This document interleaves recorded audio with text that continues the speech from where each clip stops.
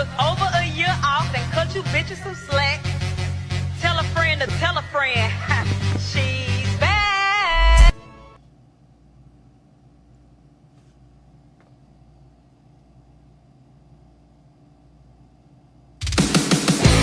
It's Saturday night. That means it's time for the Don Tony Show.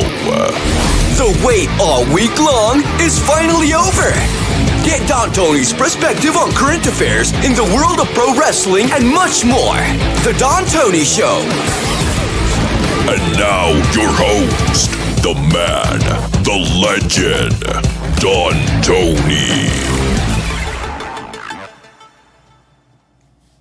You know, people still don't get it when I say that Liv Morgan is actually the John Cena of WWE when it comes to kids and being so well liked and going out of her way to help others. You know, I think people use Bianca Belair because of the push that she gets. But Liv Morgan, to me, the John Cena for the women, the women's version of John Cena at WWE. What a nice person. I don't know her personally, but I will tell you this.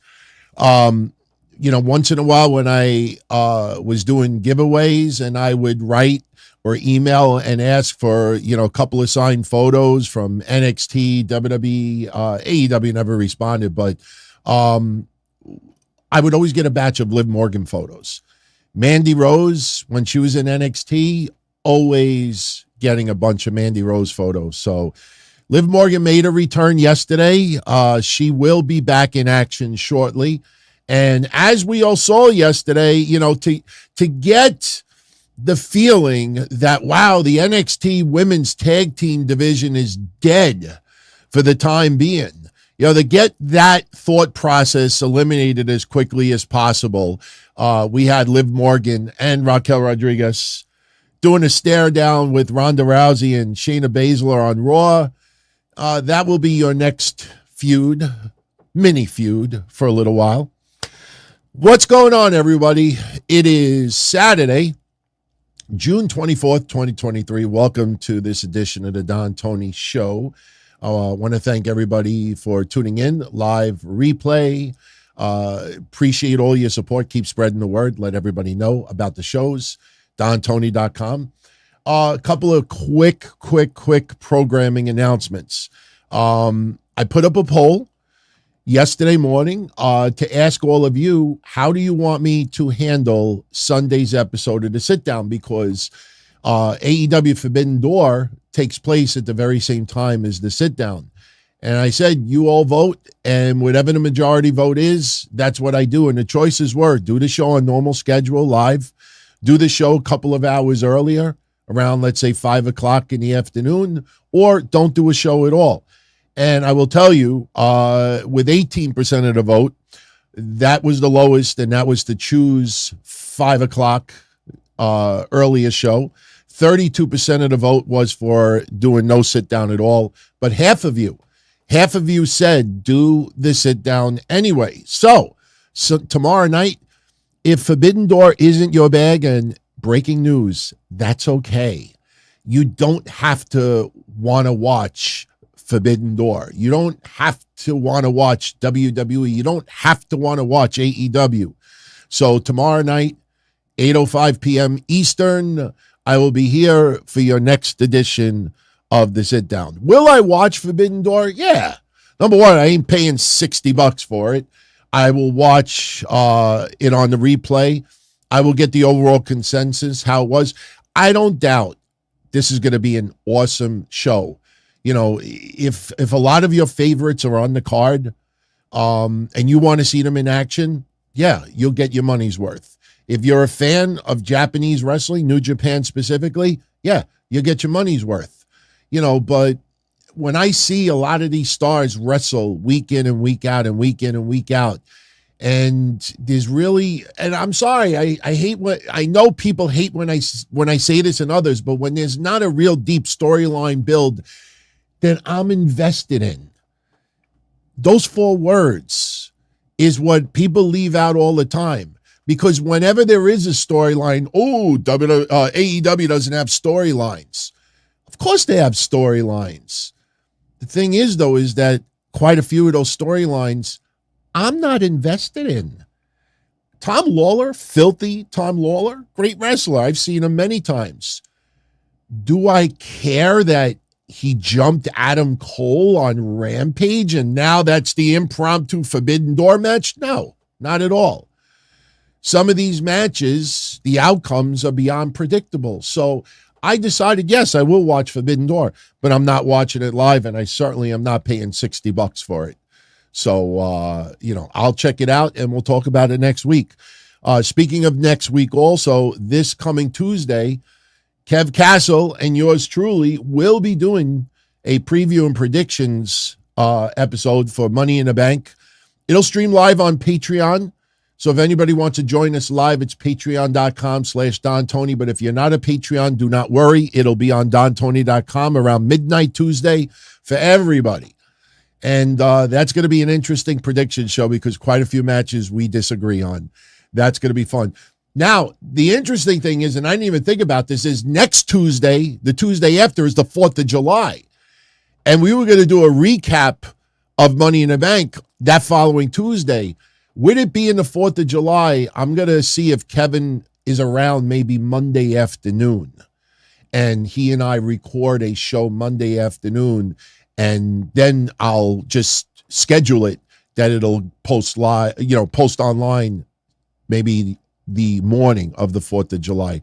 Because, you're out with family, you're watching fireworks. I don't know how many people are really going to want to tune in, even though 10 o'clock at night is, a lot later. We'll see. We'll keep everybody abreast to it. So, all right. Today's show, we're going to talk about the latest drama with CM Punk. And as you saw with the thumbnail, observe the meltdown, everyone. And I put observe in parentheses because sooner or later, people are going to really wake up and see the underlying problem within AEW. We'll talk about that a little bit later. We're also going to talk about SmackDown. And SmackDown was heavily rewritten yesterday. I'm sick of the politically correct, they did Bayley bad on SmackDown. This shit gets changed up all the time. The thing is, though, is a lot of the changes we never know about. A lot of the changes we never hear about. But when you do hear something, it's immediately interpreted as negative. Case in point. Yesterday, advertised for SmackDown, we had the continuation of the Bloodline, the Civil War. Everybody was going to be on the show with the exception of Roman Reigns. That was going to be yesterday. Also yesterday, as we mentioned earlier, the WWE NXT Women's Tag Team Title Unification match. Alba Fire and Isla Dawn representing NXT. Ronda Rousey and Shayna Baszler representing WWE. Those titles would be on the line. We were also going to get Shotzi Blackheart versus Bayley. Bayley putting up, Io Sky put up Bayley's Money in the Bank spot. And listen, if you remember last Saturday's episode of the Don Tony Show, I said this was stupid. Remember joking around? Imagine in storyline, Io Sky, Shotzi Blackheart going to Adam Pearce's office and say, Adam, guess what? Bayley put her Money in the Bank ladder match spot on the line. Actually, Io Sky did for Bayley. And Adam Pearce, okay. Well, the match is on. It sounded stupid. It was stupid. And just because WWE, Vince McMahon, Triple H, Kermit the Frog, somebody said yesterday, you know what? Fuck that. It's a stupid match. It's a stupid idea. Bayley is the draw. Nothing against Shotzi, but so that match did not happen. Another match that did not happen was this. Santos Escobar versus Butch versus LA Knight. And what was the selling point, everyone? The winner of the match has momentum. Ooh, momentum going in Money in the Bank. Would this have been a good match? Yeah, of course. All three guys are good, but momentum going into Money in the Bank, okay. It's a SmackDown match. I wouldn't have complained if this was the match, but instead, they did this. They gave us Rey Mysterio versus LA Knight. Remember last week? Rey Mysterio getting involved a little bit? Why not? Makes more sense. And guess the fuck what? LA Knight beat Rey Mysterio. LA Knight beat a Hall of Famer. LA Knight did not get jobbed out. LA Knight won clean. And people still complained because Vince McMahon changed things up. I watched a couple of podcasters. I'm not going to say who they are. Some I like, some are just my opinion. I watched them before any matches, any changes were announced, and before we even got the show. They were already ranting and posting diatribes about Vince fucking things up and this and that.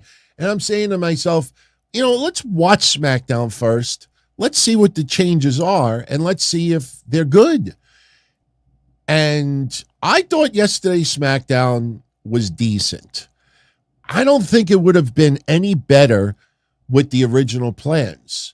And we'll get to Sheamus in a minute. JD is not one of them, MJ, so I'm just going to throw that out there right now. So, we don't want anybody to try. I'm not saying you're trying to stir shit up, but JD, and listen, if JD says something that I disagree with, I will say it.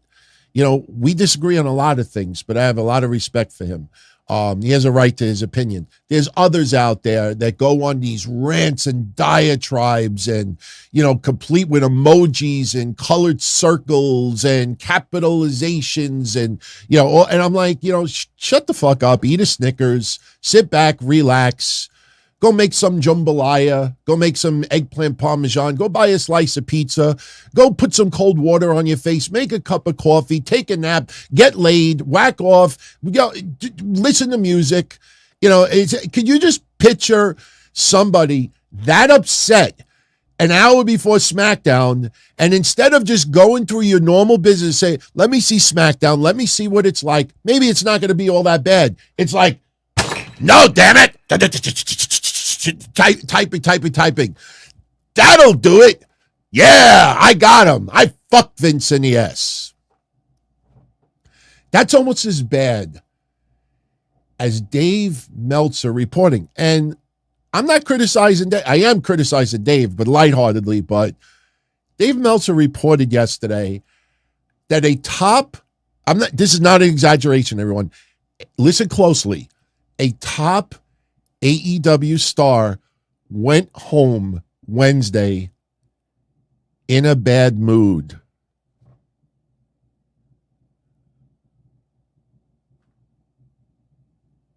What am I missing here? A top AEW star went home in a bad mood. Tony Khan's got to start getting crayons, start getting coloring books, a bunch of Snickers bars, hot chocolate. And guess what? This is not to stir up controversy, but I think some people need to reevaluate their lower private parts and see if there is a set there. And if they're not, maybe they could consider maybe implanting a set. Or maybe you rub a whole bunch of testosterone all over your nuts, because a lot of people out there have zero. Imagine a 30-some-odd-old, 40-some-odd-old wrestler contacting a writer and said, hey, what'd you think about CM Punk? Oh, I got to be honest, I went home in a bad mood. Oh, really? Really? Oh, I feel your pain. What are we doing with fucking kindergartens here? We'll talk about that later. I don't want to get off track. Let's get back to SmackDown. So yesterday, what we get instead, as I said, LA Knight beating Rey Mysterio, which was a lot of fun. The main event yesterday was Sheamus taking on Solo Sikoa. Now, originally, I thought what that was kind of the outcome. I thought it went to no contest because both wrestlers are outside the ring. Why didn't the referee do the count? Why didn't she just count them both out? But Solo Sikoa puts Sheamus through the barricade. Sheamus is out cold. And I was like, okay, no contest. They're both outside the ring. They counted out. You know, she ended the match abruptly because Sheamus can't continue, but they're both outside the ring. No contest. But I find out that the official results is that Solo Sikoa beat Sheamus due to referee stoppage, which, yeah, that outcome is kind of stupid. But here's the thing. We may be seeing the next feud for Roman Reigns and Solo Sikoa outside of the Usos. You didn't think that Solo Sikoa, Roman Reigns, and the Usos were going to feud until WrestleMania, didn't you? Yeah, I know. Where does this leave Butch? I don't know. But what went down yesterday could lead to Sheamus getting a title shot against Roman Reigns for the undisputed WWE Universal Championship. Yeah, I think we all know you could put Jesus Christ up against Roman Reigns right now, and he ain't beating him either. Roman Reigns is going to take on Cody Rhodes likely at WrestleMania 40, and Cody will finish the story. If Cody doesn't finish the story, it'll be looked back at as one of the biggest flops in WWE history, no matter how over he is. And by the way, I'm going to say something now that's going to maybe upset some people. I don't agree. I don't agree with the procedure. Let me make that clear. I don't agree with the procedure. Last night, LA over. LA Knight was insanely over. Now, let this sink in for a minute. Roman Reigns, okay? Roman Reigns a couple of years ago, a couple of years before COVID. Because without COVID, I don't know if we get this Roman Reigns. Remember, he had a long time in Thunderdome where he didn't have to hear the crowds going, what? Or indifference or booing him or, not happy with he dictated, and whatever he did, everybody on the video, including me, yay. But check this out. Before COVID, when Roman Reigns, they were trying to get him over as this massive baby face. They put him up against Corbin. They put him up against a whole bunch of people, thinking that one of these heels is got to be so disliked from the fans that by default they have to cheer Roman Reigns.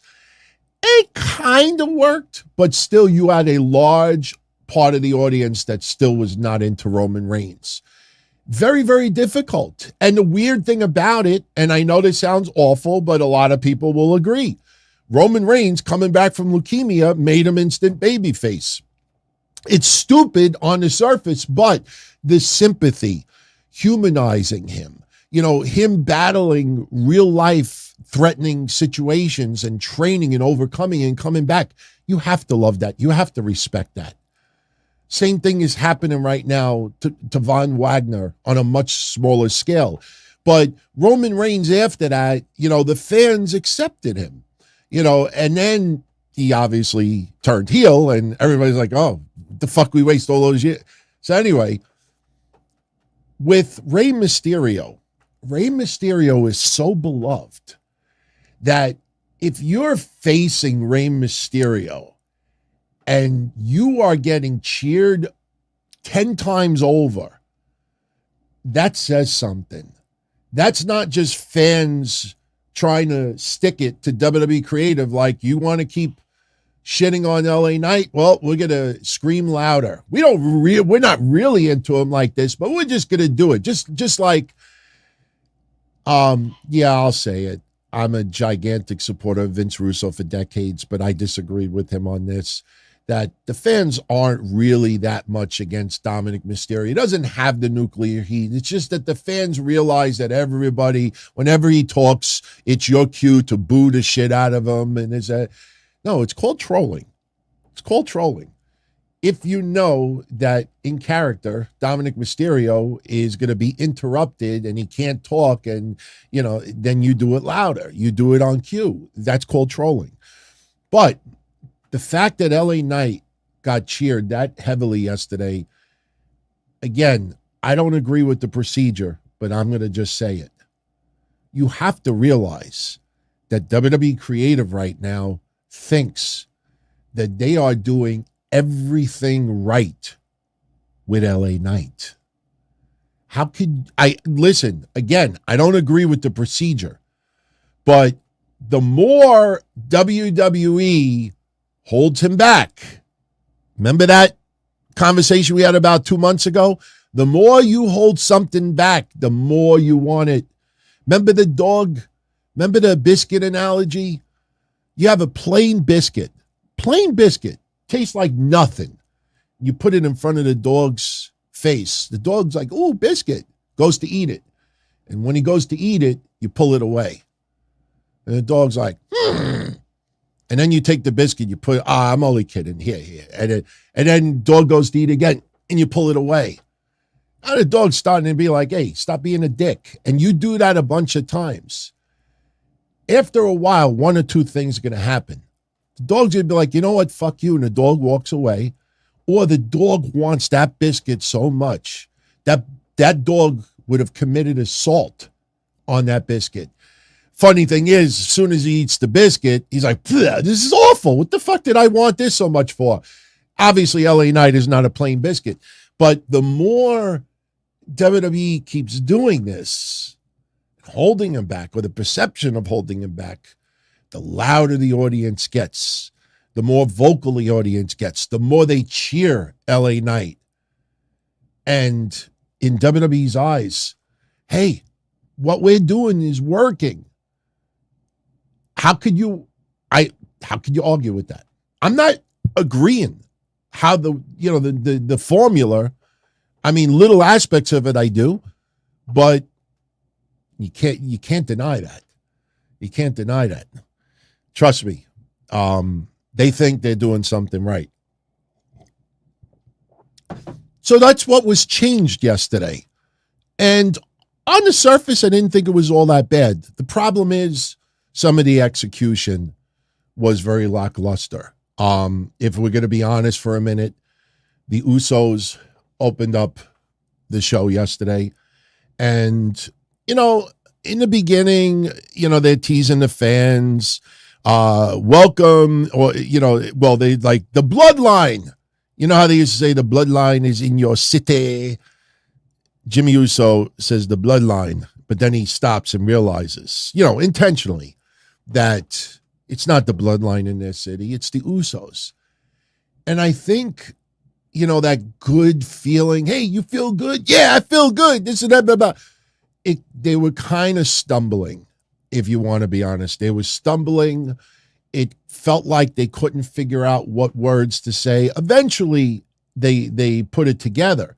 But first, you had Jimmy on the mic, Jay on the mic saying a few things. You had Jimmy on the mic saying a few things. What I liked about the promo is they said something that the fans didn't like, but it's a fact. They talked about how they still love Roman Reigns. They love him. And they can forgive Roman Reigns. But where Roman Reigns went wrong was that he started to disrespect him. And one of the most important things about their family is respect. And he also talks about all the outside sources pulling wedges between the members of the bloodline. Now, the interesting thing about it was, if you go back and you listen to the fan reaction while this is being said about, how that they were dominating, the bloodline had the whole WWE roster on lockdown and this and that.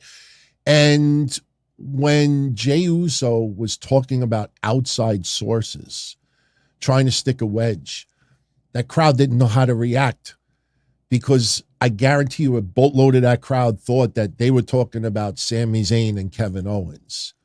But then they brought up Paul Heyman. They focused only on Paul Heyman.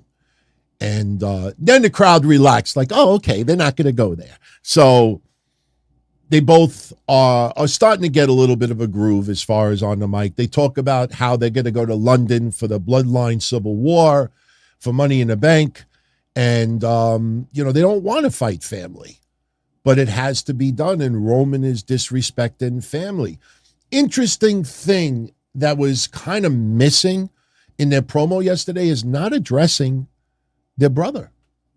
They're not addressing Solo Sikoa. Very, very little was said towards Solo Sikoa. It was focused pretty much only on Roman Reigns. Now, in storyline, you would think that they would repeatedly say that, our brother is misguided, and what we realize now, he will soon realize. I guess WWE doesn't want to plant that seed right now. But if you remember what I've been saying for about 6 months, no, they don't listen to the show. I doubt it. But I said that in the end, Roman Reigns is going to be all by himself on the island of relevancy, especially when we get to WrestleMania 40. And they actually said that yesterday, that Roman Reigns is going to end up being on the island of relevancy all by himself. So they set up Money in the Bank. But that's not their last appearance on the show yesterday. They welcome everyone to the Uso Penitentiary. We go to the matches. And as I said earlier, LA Knight defeated Rey Mysterio, hitting him with the BFT. After the match, LA Knight, still healing it up, tried to pull off Rey Mysterio's mask, saved by Santos Escobar. We could possibly see that three-way that I was showing you earlier with Butch, Escobar, and LA. That could happen next week. But Santos Escobar makes the save, and we have one more SmackDown prior to Money in the Bank. I got to tell you, man, Ridge Holland yesterday sold this like $1 million. There's a lot of people that are still upset at Ridge Holland for what happened to Big E. And it's awful. And, I'm very happy that, and I don't want to criticize anybody that feels that way, but I'm happy that the locker room has pretty much accepted Ridge Holland. Accidents happen, it's just unfortunate. And he's finding his groove. When the Brawling Brutes were feuding with Imperium, you listen to that crowd. I say this in sympathy for Ridge Holland. Of course, Big E, we have nothing but sympathy for as well, and prayers. But imagine how Ridge Holland must have felt when you get that kind of positive reaction from the fans. I mean, in the back of your mind, you must have overwhelming guilt, that what happened with Big E. And trust me, no one in that locker room, on camera, off camera, through journalists, no one ever gave that impression that Ridge Holland's attitude was, accidents happen, wasn't my fault.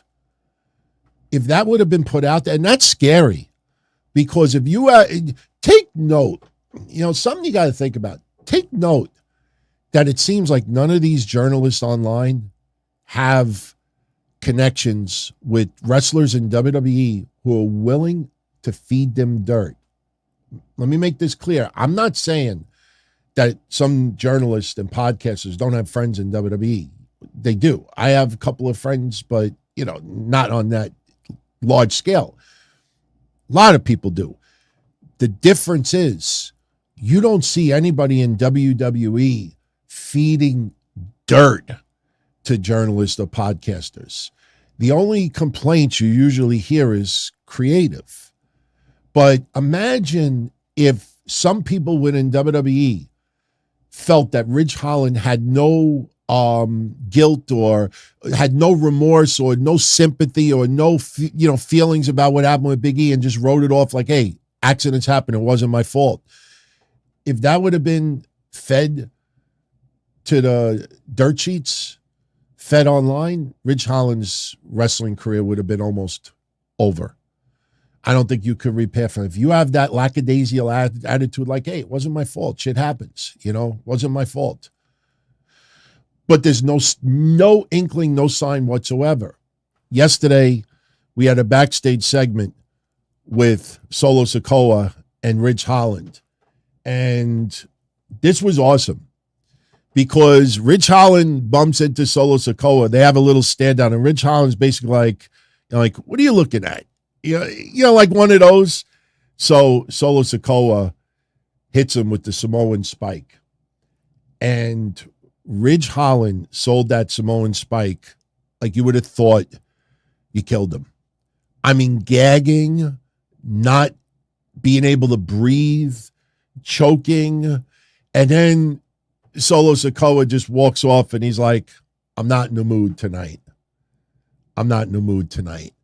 And then what happens? Paul Heyman, he goes on his phone, call Roman Reigns, which is kind of funny because you never hear the phone go back going, calling Roman Reigns.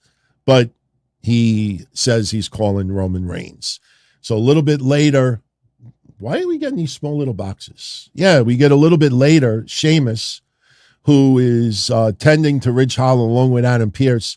Sheamus demands he wants a match tonight against Solo Sikoa to pay back what he did to Ridge Holland.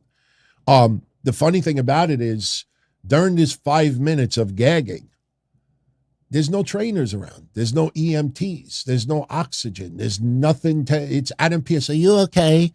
Do you have a problem with your neck? How do you feel now that your neck hurts? Little things like that kind of like get to me. But, Ridge Holland sold it perfect yesterday. Did a great job with that. So we end up, the match is going to happen later on. Sheamus versus Solo Sikoa. Next, we had,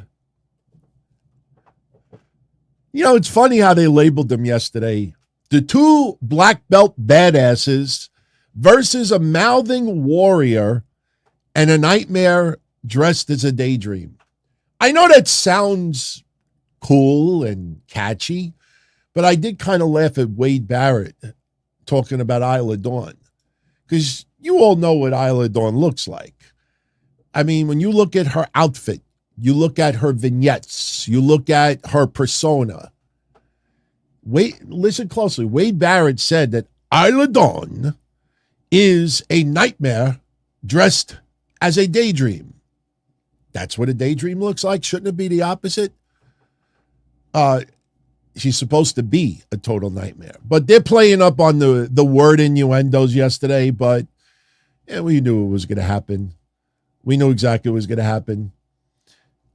Ronda Rousey puts the ankle lock on Alba Fire.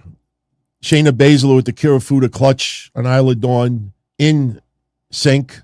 At the same time, they both tap out. They are your new unified WWE Women's Tag Team Champions. And the wording is very deliberate because that is what they're going to do. In fact, I expect new championship belts to be issued as well. It's probably going to say unified WWE, undisputed, unified. It's words that sound like it means more than what it actually is. Undisputed, unified. So you'll see. I think they're going to issue brand new championships. But before they could celebrate all that long, as this match was going on, Raquel Rodriguez is sitting at ringside, not saying nothing, just watching the match. Doesn't get involved, just watching the match. After the match is over, Raquel gets up and she leaves and doesn't say a thing. Ronda Rousey gets on the mic. I think she talked a little bit of Spanish. And basically she's like, why are you out here? So Raquel turns around. She walks back to the apron, climbs it. I think she kind of like slipped a little bit with her heels. She gets on the mic and she says, I want a shot for those tag team titles. We want a shot for the belts that we never lost in the first place. Now remember, Raquel Rodriguez and Liv Morgan had to relinquish those belts because of Liv Morgan's injury. So Raquel says, we won. So Ronda Rousey, Shayna Baszler, didn't take their Prevagen or their bulletproof MCT oil, a little bit of brain fog. They're like, who's we? Who's we? What are you talking about, we? Who's we? Remember the whole scenario that led to Rousey and Baszler getting the WWE Women's Tag Team Champions. So next thing you know, Liv Morgan comes out. And as I showed you earlier, Liv Morgan with a little bit of a stare down with Shayna Baszler. Ronda Rousey, she is great with her mannerisms. She's looking at everybody, and she's got this pissed off look on her face, and they back off, and they're holding their tag teams up. So that is what we have coming in the near future. Loved it. A lot of people felt that Liv Morgan returning was the highlight of SmackDown yesterday. She looks good. She's very well liked, and she has improved so much in the last 2 years. I remember, look, we're happy for Alexa Bliss. She's going to be a mom, but I remember 2 years ago, we kind of looked at Alexa Bliss and Liv Morgan on the same path. Maybe because they're small in stature size. They're both blonde. They had similar physiques. Two totally different characters. Even though Liv Morgan started getting infatuated with hardcore wrestling, I have to specify that. And we thought they were pretty much on an even plane. We were like, who's going to take it to the next level next? And I think, with all due respect, we're all Alexa Bliss supporters, most of us here. But yeah, I think it pretty much ended up like that. So a little bit later in the night, we see Bianca Belair with Adam Pearce, and she ain't happy because Adam Pearce basically tells her that next week, when Asuka defends the women's championship against Charlotte Flair, there's too much of a risk that one of them might try to bait you into a physical confrontation. So you are banned from ringside. But I promise you, you will get a shot at the winner. And Bianca said that he told her to trust him last time, and then she got bumped from the line. And Adam Pearce says, please trust me. Don't worry about it. Go eat a Snickers. No. But so Bianca Belair, will it lead to a Money in the Bank match? No. Asuka's not going to wrestle 2 nights in a row. Money in the Bank, you got to keep the focus on those women that are being in that match. Rhea Ripley, I don't see her doing anything in Money in the Bank other than maybe being in the quarter for Cody Rhodes. And could we see a Brandy Rhodes appearance? Possible? Doubtful? Because once you put Brandy Rhodes on TV, then you're going to have that. You open the box. And then you're going to have people, when is she going to be back? Why isn't she on TV this week? When is she going to? Some people are like, oh, God, not everybody's going to be happy with it. You do that more for a WrestleMania moment. When the whole family gets together, that's the WrestleMania moment. So I'm not sure if that's what we're going to get. So another match that was not scheduled yesterday was Charlotte Flair.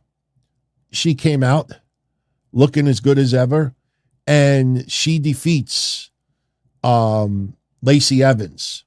And the match was quick. It was only a couple of minutes long. Charlotte Flair putting the figure 8 on Lacey Evans. Lacey Evans taps out. Again, we had an awesome conversation about Dana Brooke on Wednesday Night Dynamite. I labeled it the Dana Brooke match. When we look back on it years from now, people will start calling it the Dana Brooke match. What happened in NXT Wednesday? And I'm bringing it up now for a reason. Since Wednesday, I've paid attention and looked closely at the feedback, not just from fans, but wrestlers within the wrestling industry. And I mentioned this on Wednesday, and it got no traction. That's because people don't want logic. But I watched Mickie James. I watched Busted Open. I watched other women in wrestling on Twitter towards Dana Brooke. And a lot of people were criticizing the fans in attendance. Dana Brooke doesn't deserve that. This and that. And yet Wednesday, I pointed out something that honestly, I have yet to find one show that has brought it up. I mean, trust me, I appreciate it. I get all your feedback. You know, people pay attention closely, with all due respect. When you have, I'm a big supporter of Brian Last and Jim Cornette, and they've been calling out Dave Meltzer and, you know, his tactics with Brian Alvarez, with the Elite, feeding them, and the pigeons, feeding them all this negative CM Punk stuff and other stuff over the last year and a half. But if you notice, they never talk about Wade Keller. See, that's where there's a problem, because when you have friends and some of your friends are doing some of the same shit, you know, you kind of like leave them out. And, you know, I take notice of that right away. I don't see anybody dragging Wade Keller in this stuff, and I've been doing it for a while. And I'm going to say it again here right now. Those NXT fans live Wednesday have no reason to apologize to Dana Brooke. And that's not because I don't like Dana Brooke or anything like that. The reason why the fans acted the way they did, besides the segment being god-awful, is that the fans knew it was 100% storyline. I actually watched Mickie James talking about, and I absolutely love Mickie James. Nothing but respect for her. But I watched her talking about what happened on Wednesday, and that she could have blown out her knee legit, and the fans act like this and that. And I'm saying to myself, I talked to people that were there at NXT, and they all said, we knew it was a work. I hate using that term that way, but we knew it was a work. The referee never called for the bell. The referee never ended the match in a referee stoppage.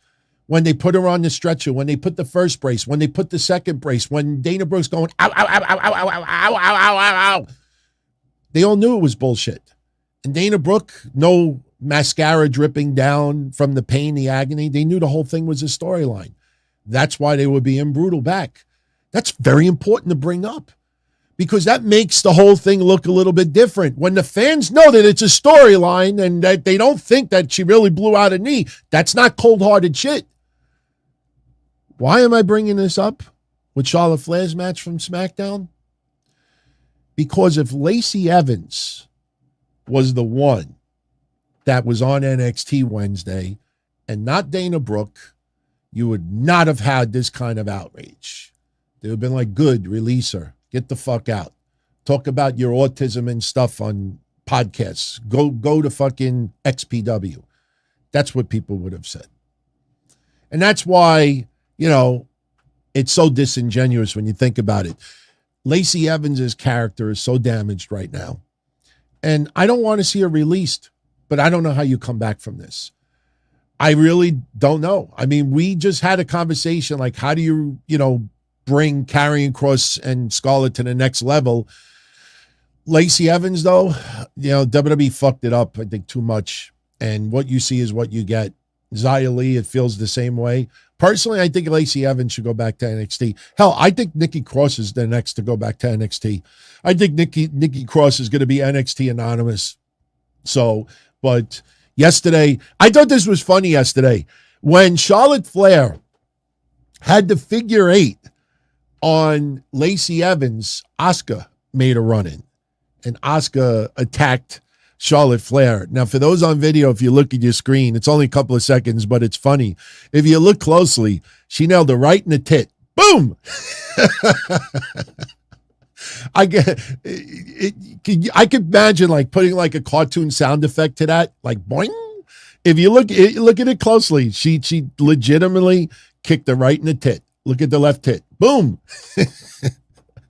I mean, how do you avoid that? Look, right in the tit. Boom. And Charlotte's like, my boob.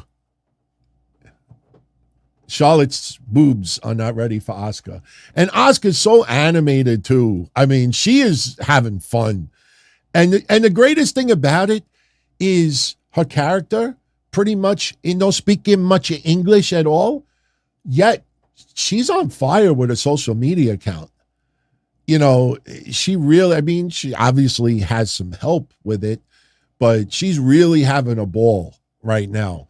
And honestly, why would you ruffle that up? See, that's the thing that concerns me about Bianca Belair right now. And I have no criticism towards Bianca Belair.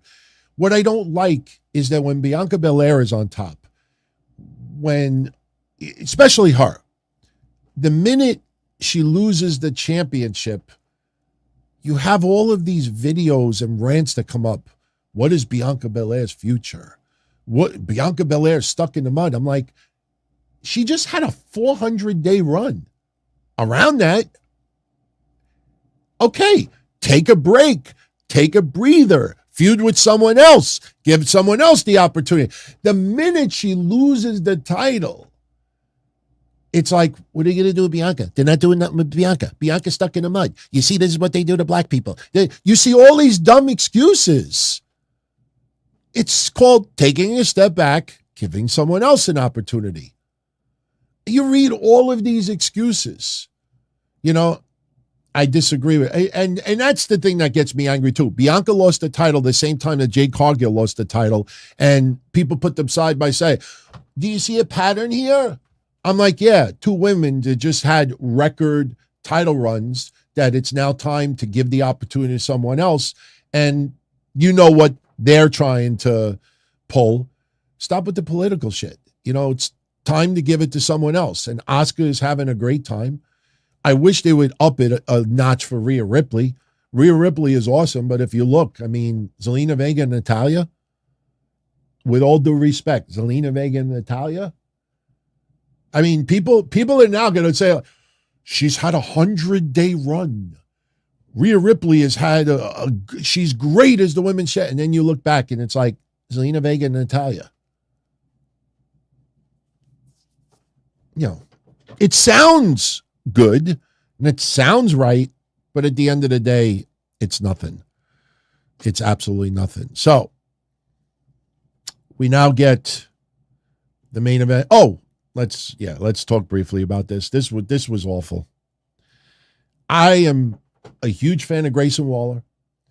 If you follow my Wednesday Night Dynamite, you have to admit that I said that Grayson Waller and Pretty Deadly would both get to the main roster before Braun Breaker and Carmelo Hayes.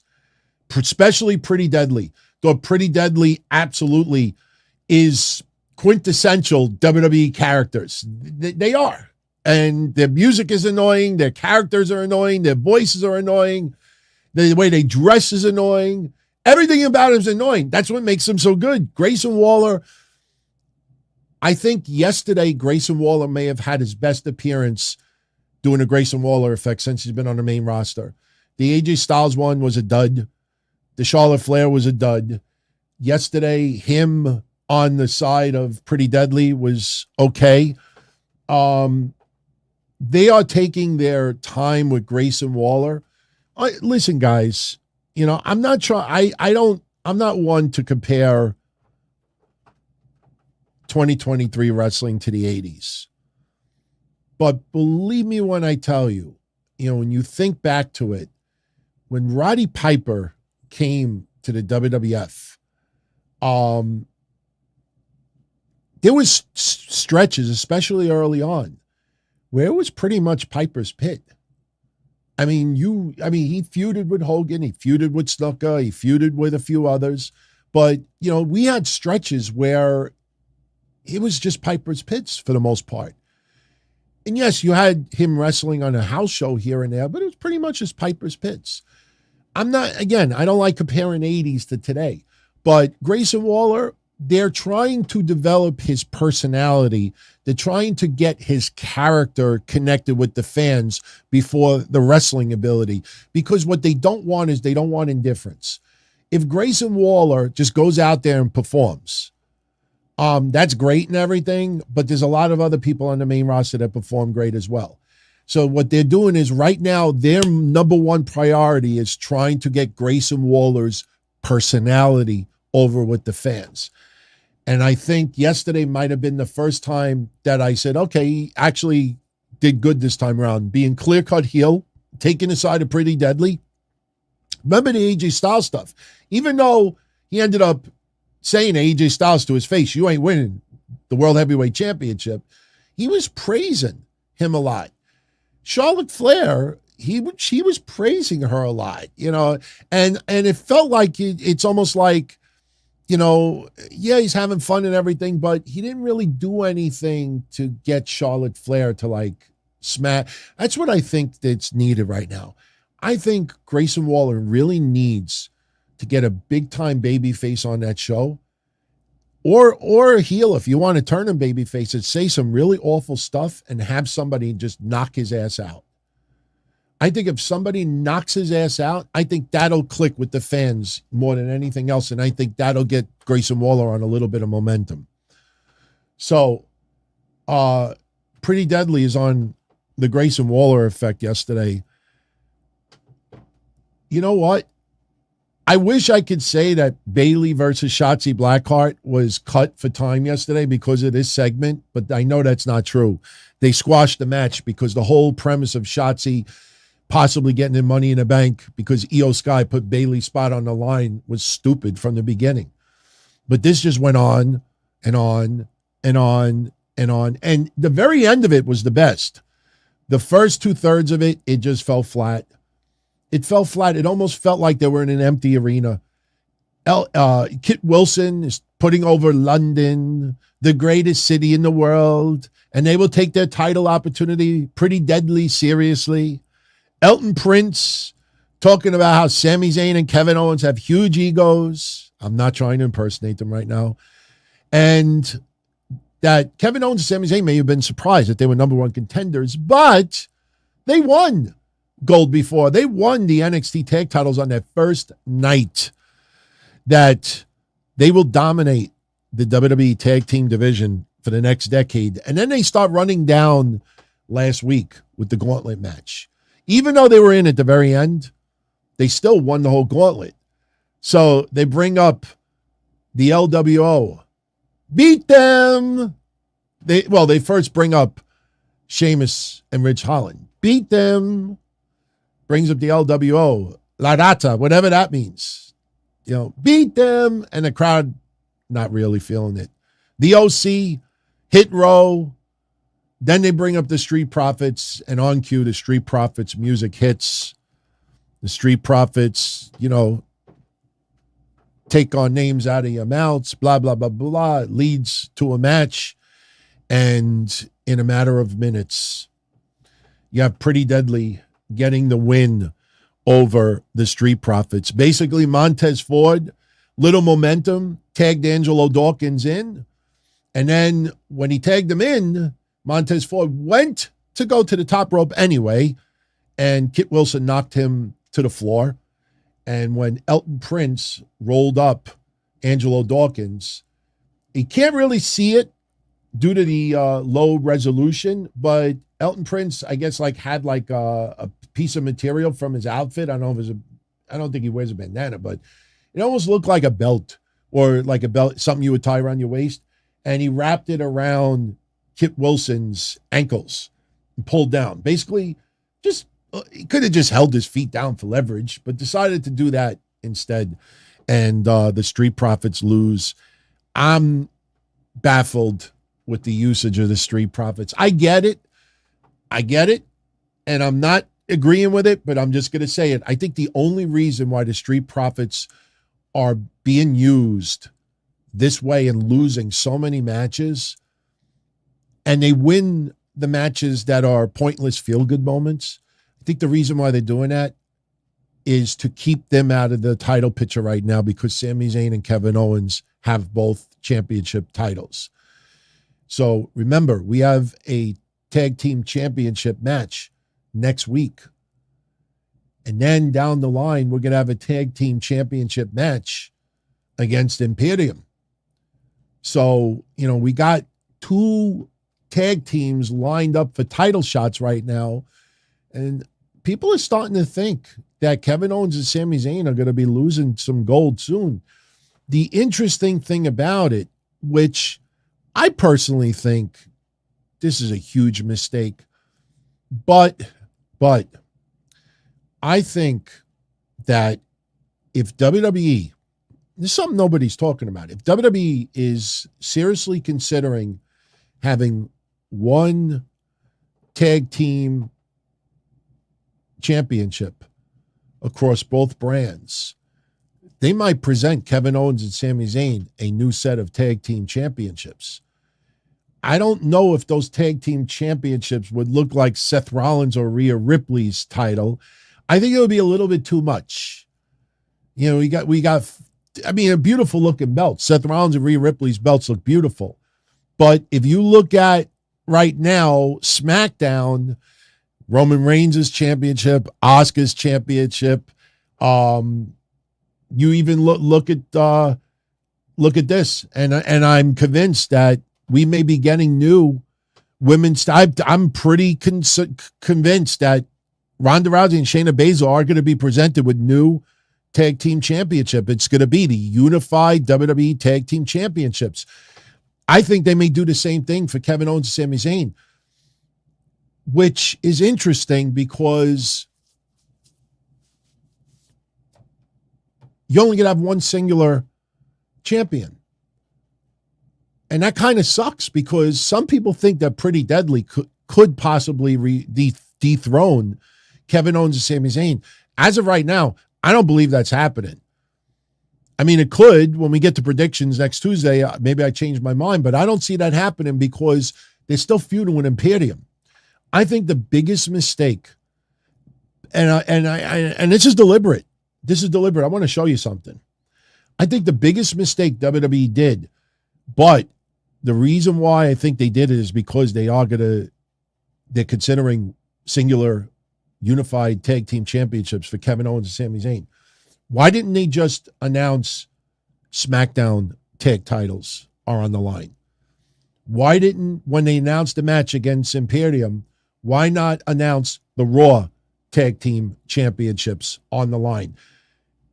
See where I'm going with this? We no longer have a Raw women's champion. We no longer have a SmackDown women's champion. I don't think we are going to have singular dual tag team championships on the men's side. I think just like the women. And guess what? How does that factor in with NXT? Because they killed the NXT tag team division for the women's, because now whoever becomes number one contenders have to deal with Ronda Rousey and Shayna Baszler. Let that sink in. Think about the women's tag team division NXT. Now look at the men's side. We've talked about this for a while. Look at the men's side of the NXT tag team division. Gallus is excellent. But you look at the number one contenders match last week. Hank and Tank, Idris Enofi and Malik Blade, Briggs and Jensen.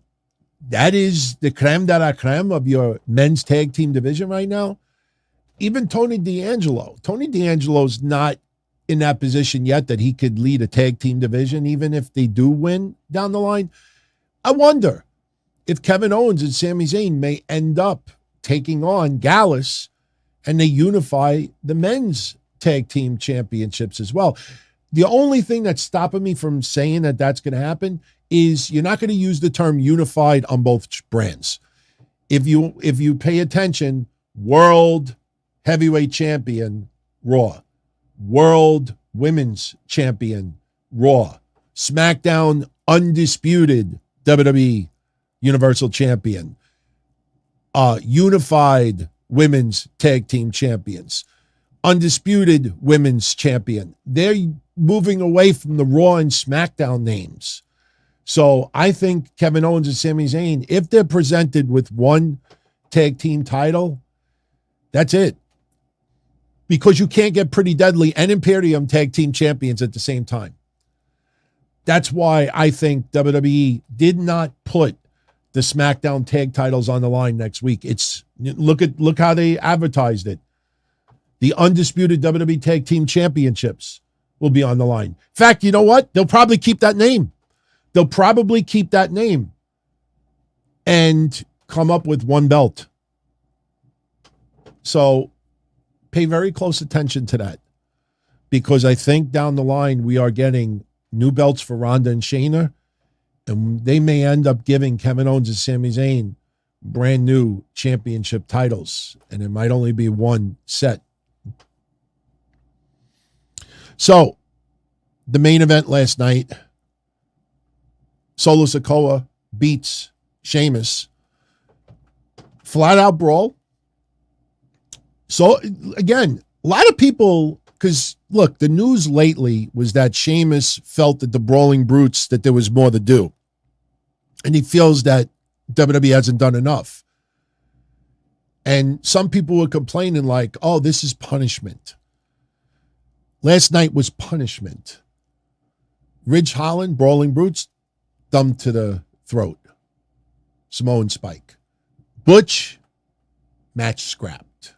Sheamus, unconscious referee stoppage. Now, again, a podcast, a Twitter post, a blog, a rant, that sounds right.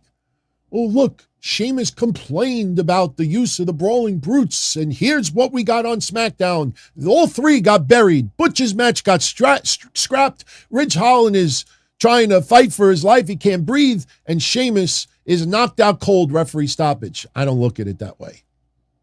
I look at it that the Bloodline, Roman Reigns and Solo Sikoa, might be feuding with Ridge Holland and Sheamus in the very near future. Samoan Spike to Ridge Holland, there's a little feud there. Roman Reigns, Sheamus, that's one of the championship matches that we all were wanting to see. Sheamus has been killing it for years now, since he came back from the spinal stenosis stuff. His stuff with Jeff Hardy was great. His stuff with Drew McIntyre was awesome. Everything, even some of the stuff that he was doing, you know, with others. I mean, you can't complain anything about Sheamus. Yeah, he's not going to dethrone Roman Reigns, but he definitely deserves a nice main event storyline push. I saw yesterday as the build to the Brawling Brutes feuding with the Bloodline. Not this negative Vince McMahon is sticking it to them because Sheamus complained. But yesterday, what we did get, Solo Sikoa, Sheamus brawling. Sheamus hits the 10 punches to Solo. Solo looked like he was really hurting with it. I mean, he stopped at 10. You look at Solo's selling it great, but Solo, it looked like it hurt for him. But Sheamus was selling a little bit with the back. He set up for the Celtic Cross. His back gave out. Solo Sikoa landed a Samoan Spike onto Sheamus. Sheamus bounces outside the ring. Solo goes to the floor, hits a Uranagi, putting Sheamus through the announcer's table. And then, well, I don't think the table collapsed, but he nailed him onto the table. Looked good. Then Solo Sikoa placed Sheamus against the barricade, right by the timekeeper's area, as you could see the picture, and then charged, hit him with the hip attack. Knocks. If you look at it, I mean, I didn't get the video clip of it, but it looked like he kind of missed most of it, but still went through the barricade. Crowd is chanting, holy shit. Paul Heyman, do not be misconstrued. Paul Heyman is not reading the riot act as Solo Sikoa. I know that picture looks like Paul Heyman is pissed off. No, Paul Heyman was enjoying what was going on, but Paul Heyman at the same time is like, you see what you did? You're kind of like waking up the sleeping giant. But then before anything else could happen, we get the Usos music. So as Solo Sikoa is standing over Sheamus and the referee calls for the stoppage, the Usos come out, and you got to go back and you watch it.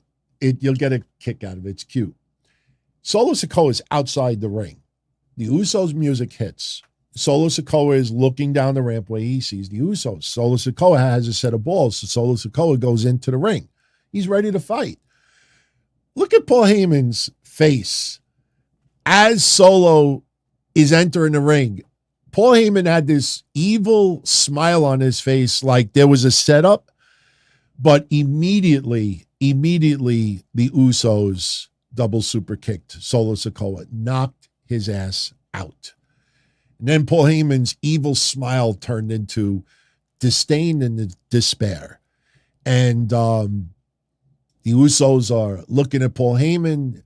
kind of teasing like they may do something to Paul Heyman, and Paul Heyman's like begging outside the ring. No. I'm just a advisor, just whatever, just the tribal chief.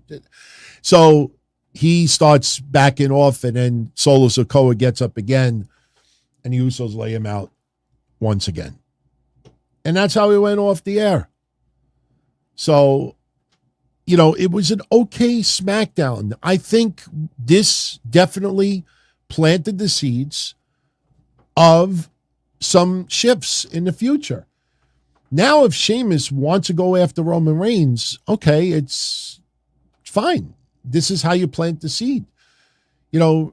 Ridge Holland wants to go up against Solo Sikoa. Yeah, plants the seed. So I know people on the surface, see, that's why I think if they would have taken a step back and not complained so much about Vince changing stuff yesterday, I think they would have saw between it and say, oh, okay, I see this is why this happened. A lot of people yesterday were like, what was the purpose of that Lacey Evans Charlotte match? Yeah, the purpose was they wanted to get Charlotte in the ring so Asuka could attack her leading into the match next week.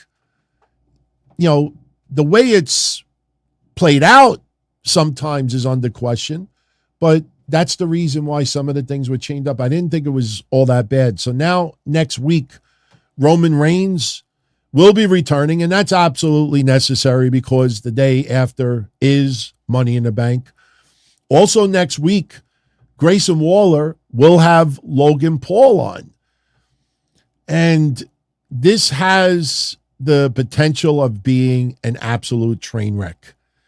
I think this definitely could be an absolute train wreck.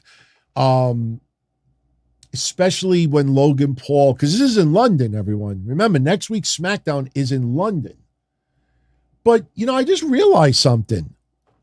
We got a time difference in London. So this is not going to be live. I just realized that because Money in the Bank, yes, we're going to have the Undisputed WWE Tag Team Championships on the line as well. And Asuka will be defending the Women's Championship against Charlotte Flair.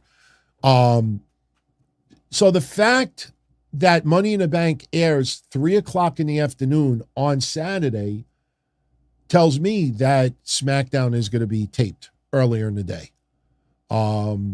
Has to be. Cannot air live. I just realized that. So we'll probably have spoilers of SmackDown a few hours earlier. I definitely do not believe Charlotte Flair. Listen, a lot of people think a seventh person should be added to the Money in the Bank women's side because they added Logan Paul on the men's side. That is still possible. Look, they could still have Shotzi versus Bayley next Friday, which still would not make sense because you don't want them wrestling the night before. You want to do a pull apart, that's fine. We may end up, who knows? Because look, here, you could bring this up. On Monday's Raw, we have a women's summit for the Money in the Bank ladder match. Zelina Vega, who apparently has a ladder for an outfit.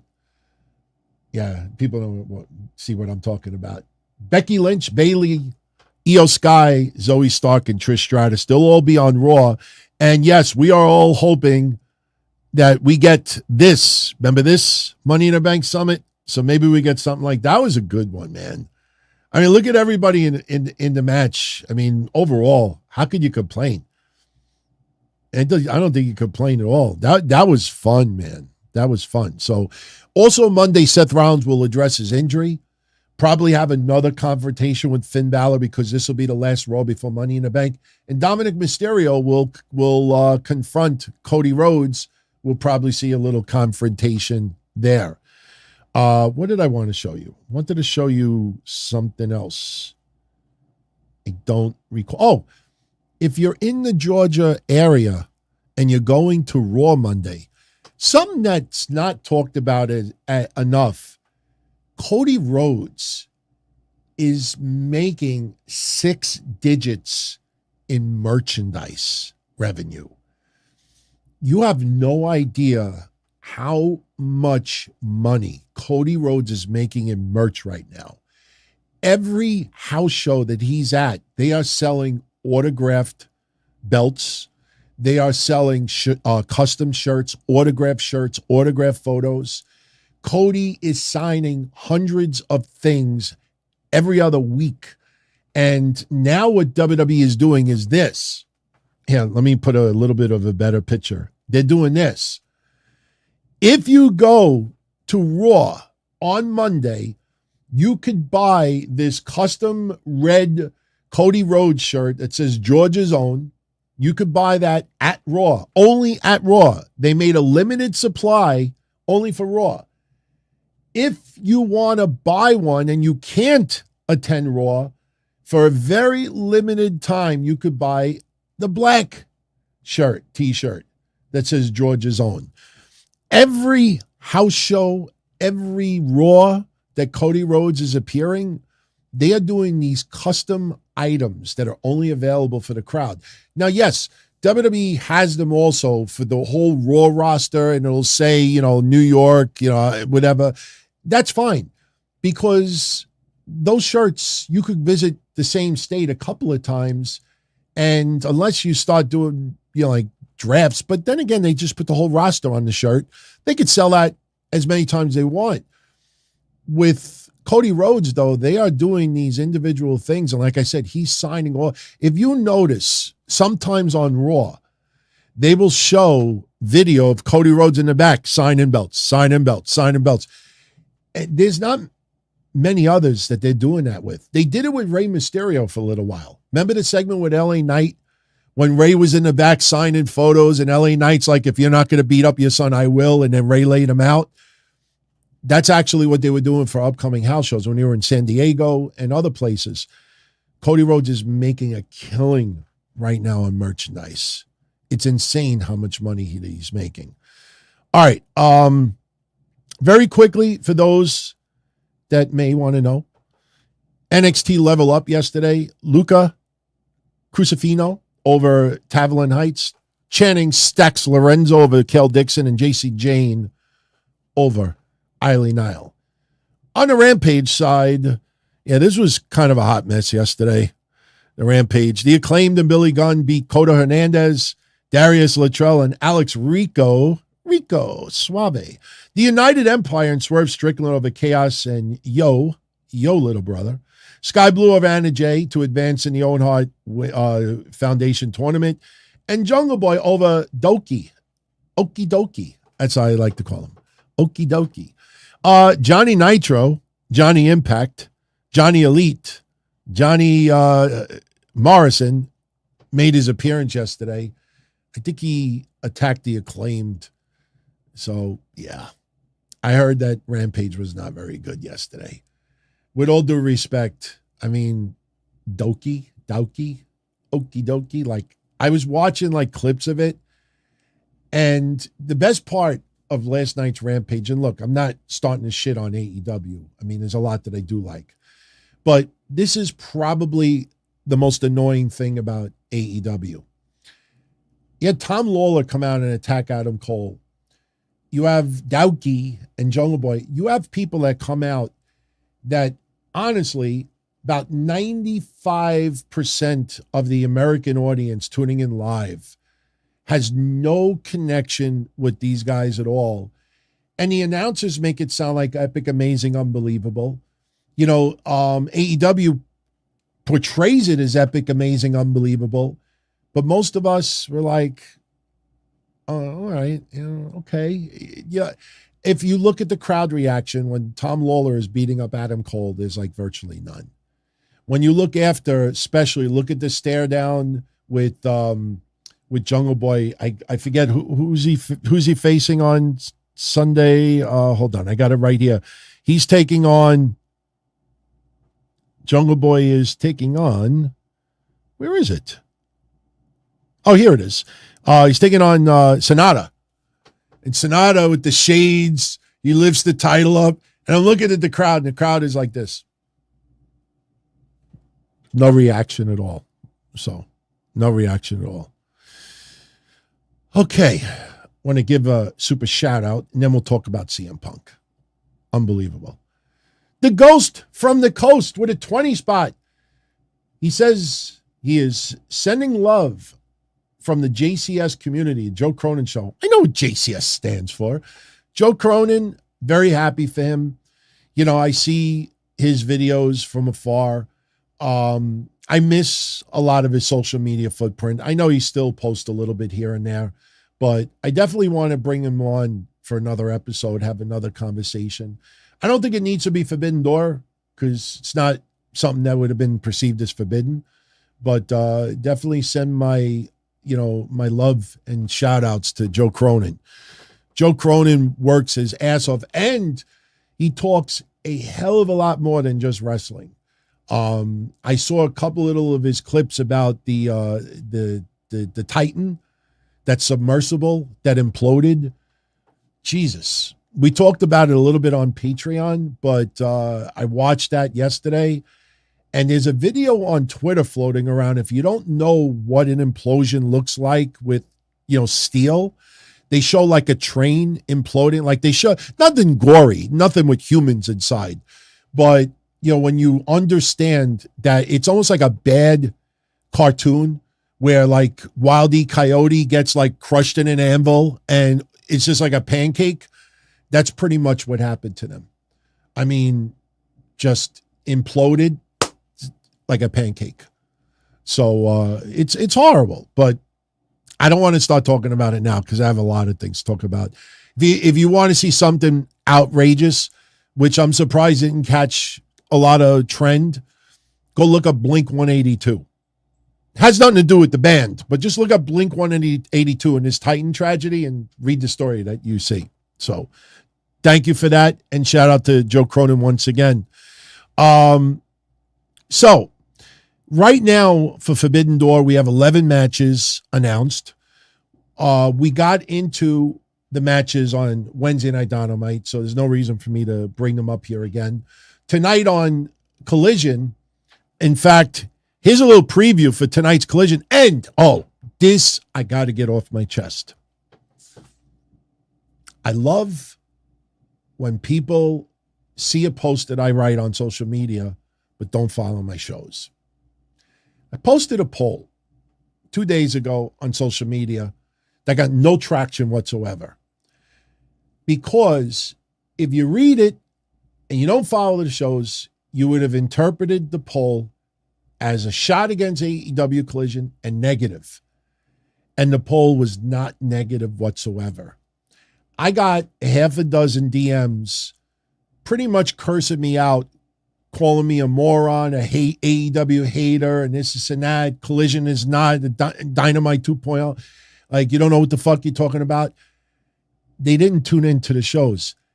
I said it a week ago, and I said it on Wednesday Night Dynamite, that AEW Collision has already morphed into AEW Dynamite 2.0, and that's not a bad thing.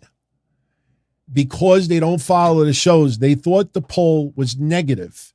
And what I put online was, after just one episode, vote. AEW Collision is already morphed into AEW Dynamite 2.0 or AEW Rampage Redo.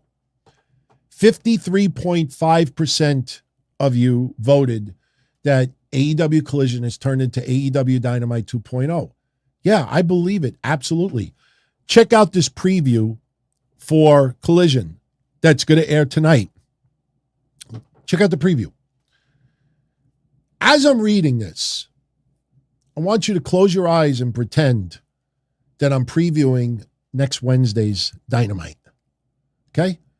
Next Wednesday on AEW Dynamite, Christian Cage will address the TNT Championship. Next Wednesday on Dynamite, Sting and Darby Allin will reveal their mystery partner for Forbidden Door. Again, we know it's not next Wednesday. Pretend I'm advertising the next Dynamite. Christian Cage addresses the TNT Championship. Sting and Darby Allin reveal their mystery partner for Forbidden Door. Powerhouse Hobbs will be in action. Brody King versus Andrade El Idolo. The Owen Hart Women's Tournament match continues with Willow Nightingale taking on Nyla Rose. Hiroshi Tanahashi versus Swerve Strickland. And the main event, CM Punk, FTR, and Ricky Starks versus Jay White, Juice Robinson, and the Guns. Oh, and Miro de Redeemer will speak. the Redeemer has something. That doesn't sound like a fucking Dynamite to you? There's nothing about that makes you feel that, no, Collision is a totally different show. They got different people on there. You do realize how many people that are on this show are also going to be on Rampage, also going to be on. The reason why a lot of the journalists and the podcasters don't talk about this stuff, because for 6 months they tried to convince you that there was going to be this hard split, that pro CM Punk wrestlers are going to be segregated to Saturdays only, and anti-CM Punks will be on Wednesday. No interaction. And for 6 months, they said, bullshit. And it was bullshit. This is AEW Dynamite, Saturday Night Dynamite. That's what this is. And for the 10th time, that's a good thing. That's a good thing. You don't have to drastically reinvent things if you have a template that is pretty popular. Dynamite gets 8 to 900,000 on average. If you get close to that, even if it's 100, 150,000 less on a Saturday, that's still successful. For some reason, well, I know why, but when I put the poll up, why are you ripping them? Collision is awesome. The first episode, why are you putting it down? They didn't understand. I wasn't putting it down. It's turned into Dynamite 2.0. So I had to get that off my chest because I put up the poll. Almost nobody liked it because they don't want to go on record. Because you could click the like link and see who liked your shit. So nobody wants to be on record to say that Collision turned into Dynamite 2.0 or Rampage redo, because they got to be part of the cake and ice cream crew. They can't be on record criticized. And it wasn't even a criticism. But they read the poll. Oh, he's ripping AEW Collision already. No. I've said that this is a good thing. So, all right. Speaking of Dynamite, it did 9:02 this past Wednesday, up from the previous week's 8:32. Not bad at all. Not bad at all. But we got to finish talking about some ridiculously stupid stuff. Before we say the CM Punk stuff, Tony Khan did a Forbidden Door media call, press conference. And I read it, couple of quick noteworthy things from it. Somebody brought up how CM Punk, Chris Jericho, and Bryan Danielson are involved in creative. Are there any women involved on the women's creative side? And I found something interesting that Tony Khan said. Tony Khan said that Sarah Stock is involved.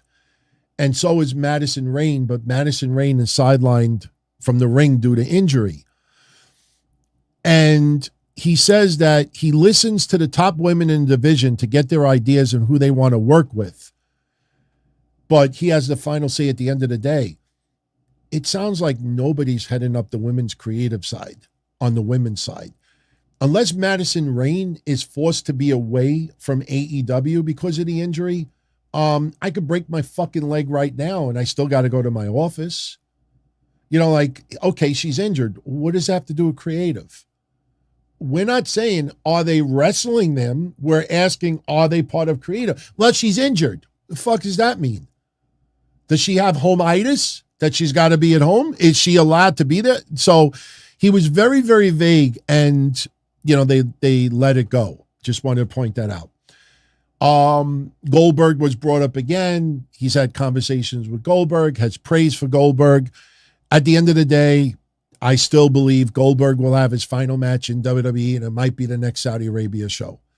I just can't see Goldberg, especially with his son, especially with his legacy, especially with merchandise, especially with, you know, just celebration over the years.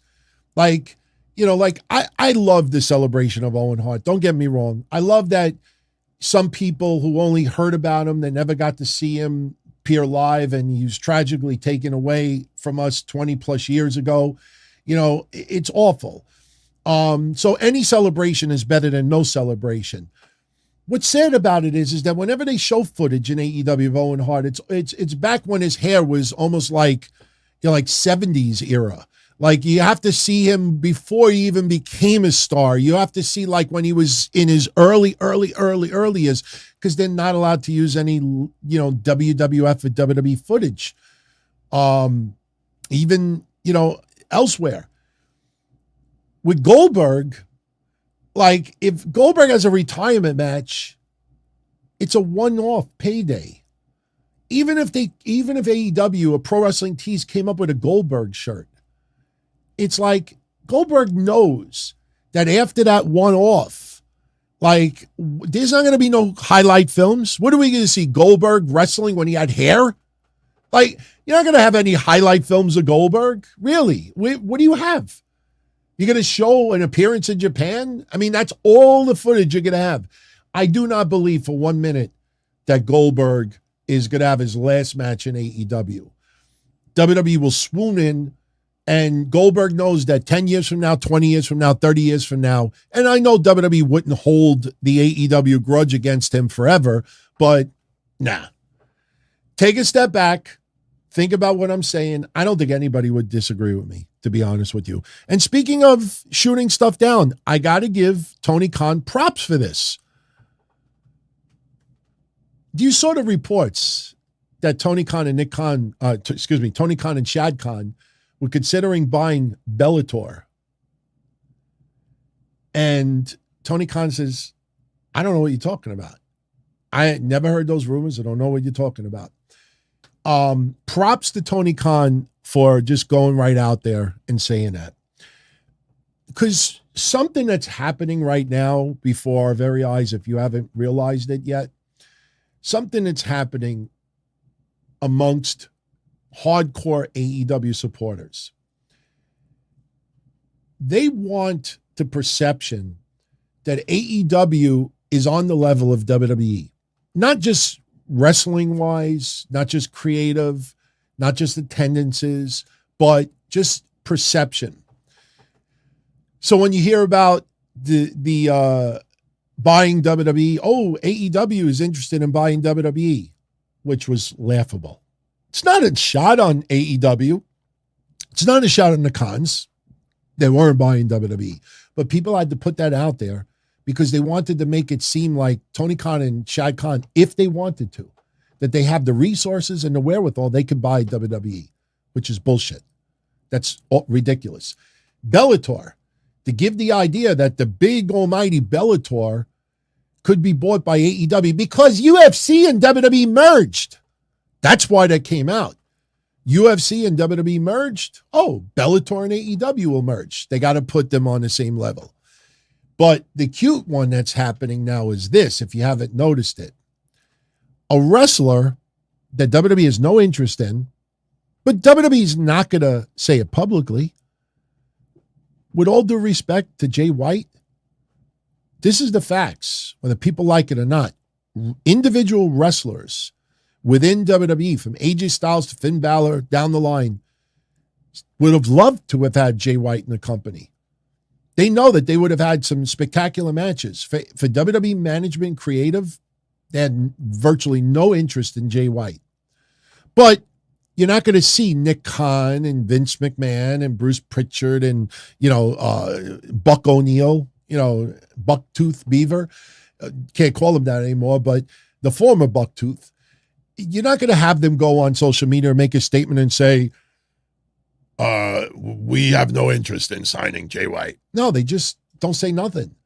But when Jay White signs with AEW, what they'll do is about a week before or 2 weeks before, they'll put out a report that says that WWE is very, very, very interested in Jay White. And Jay White is the hottest free agent right now, and AEW is interested, and WWE is interested, and where will he go? Meanwhile, they know that Jay White is already signing with AEW because they want the perception that at the end of the day, Jay White chose AEW over WWE. They do that over and over and over. Commander, whatever. Like, I'm just using names. You notice in the last 4 months, Every wrestler that AEW has signed, there was reports a week or two earlier that WWE has expressed heavy interest in this person, and it's 9 times out of 10 not true. The latest one was Hook, that WWE is extremely interested in Hook, and Taz wants Hook to go to WWE. Do you think in your right mind, Taz, who is a comfortably paid professional employee of AEW, is going to tell anybody, yeah, I want my son to go to WWE. Oh, my son, no. As soon as his contract, I want my son in WWE. Wouldn't do that. It's stupid. It's unprofessional. And then on top of it, you know that Hook probably already signed a deal with AEW or is about to. And then we'll look back on it like, you know what? WWE had a lot of interest in Hook, but Hook chose AEW instead. That is what you are seeing over and over and over and over again now. So be on the lookout. When you see so-and-so is very, very extremely interested in WWE's interested in, if you see in that same report that AEW is also interested, you know what the outcome is going to be. Now, I'm going to segue this to CM Punk because Tony Khan was asked about the Elite and CM Punk being on the same card for Forbidden Door. Tony Khan brushed it off. It's exciting to having so many top stars on the show. He feels like it's an all-star lineup. He's very happy to see CM Punk back in AEW, and it's a great representation to have the Elite as well. Did not answer the question. Good for Tony Khan for not answering that question. But it's something that you and I addressed about 6 months ago. What do you got, separate hotel rooms? Yeah, probably. Because at the end of the day, I know this upsets people, but at the end of the day, you have a group of people within AEW are like immature children that will not, think that by not confronting someone, by not speaking, that they have the upper advantage. They don't want to mend things out. They don't have the balls to write the shit out on social media. They'll do it a little bit in a mocking in a match. They'll tease it on being the Elite because, it's little, innuendo inside shots and this and that. But when it comes to saying negative, nasty shit, they go to the journalists. So something happened in the last 24 hours that led to a tweet by Dax Harwood, which he deleted, and an Instagram post from CM Punk, which is fucking hilarious, and I got them both for you. The fact is, whether people like it or not, and this is something I've said for a couple of years now, the Elite, and when I say the Elite, I don't just mean the Young Bucks, Kenny Omega, and Hangman Page. You have a lot of people that work behind the scenes, from Colt Cabana to Michael Nakazawa to Brandon Cutler to a lot of others that work in the offices. AEW cannot operate for long term without those guys there. Those guys were working remotely when these suspensions went down. Tony Khan is too dependent on them. Tony Khan, instead of hiring outside people to work in those areas and have them more in an agent role or, in the creative side, they are working integral parts of AEW behind the scenes. Take note how nobody ever replaced Cody Rhodes. Cody Rhodes going out, being an ambassador, going to other places, negotiating stuff. Anybody ever replace him? No, it was a joint effort because Tony Khan has his favorite wrestlers running this ship. That's what it comes down to. So when you hire extremely fragile snowflake 2023, look, for 20 years, I've been saying the pussification of America. I'm not getting political here, but for 20 years, you had all this stuff going on in the world. Everybody's got to have a trophy. Everybody gets a prize. Everybody gets this. Look at AEW. Everybody has to have a belt. Everybody has to have this. Everybody's got to have this. Everybody's got. I mean, that's a little exaggerated, but you see where it goes.